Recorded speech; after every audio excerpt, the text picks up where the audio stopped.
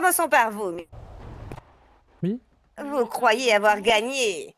Et vous perdez souvent à chaque jeu que vous lancez.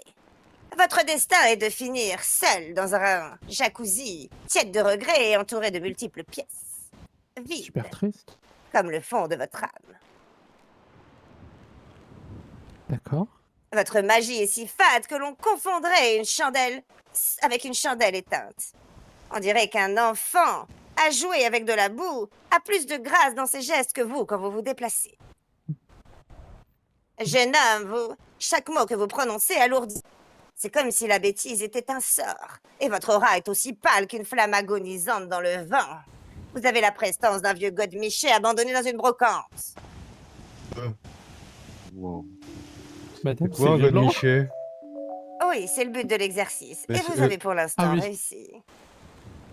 Quant à vous, jeune fille, votre présence dans cette classe d'études est une insulte aux arcanes elles-mêmes. Les esprits détournent le regard de vous comme d'une erreur qu'ils ne voudraient pas admettre. Et même un démon refuserait de pactiser avec vous, de peur de salir son propre nom. Vous, à côté, même une pierre inerte vibre davantage d'énergie que vous. Votre esprit est un grimoire aux pages blanches, inutile et sans mémoire. Vous n'êtes qu'une chandelle soufflée au milieu d'un temple en flammes.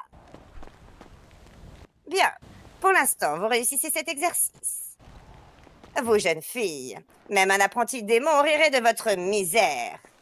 Spirituelle, votre race en plus la poussière que la puissance, et on pourrait sculpter une statue d'échec que vous serez enfin utile. Oh. Vous, jeune fille, derrière, les étoiles se détournent de vous comme d'un parasite sans éclat. Même les corbeaux évitent votre ombre de peur d'y perdre leur propre plumage. Vous ne faites pas de la magie. Vous la suppliez en geignant comme un mendiant affamé. Bien. Passons aux deux derniers. Vous êtes la note dissonante qui corrompt toute la mélodie. Vos mots sont des incantations vides comme des prières adressées au néant. Et si vous étiez un talisman, vous serez maudit par votre propre vide.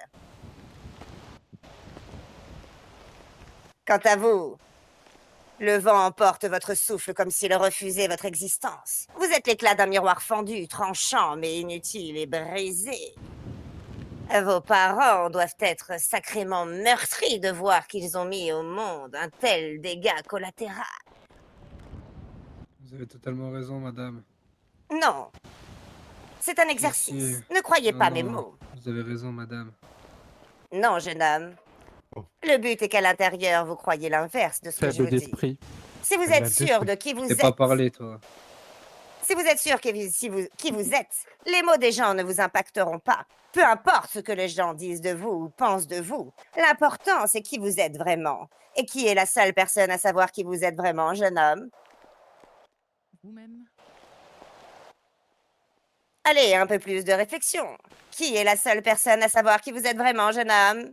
Mais moi, madame, c'est logique Eh quand même, bien non? oui.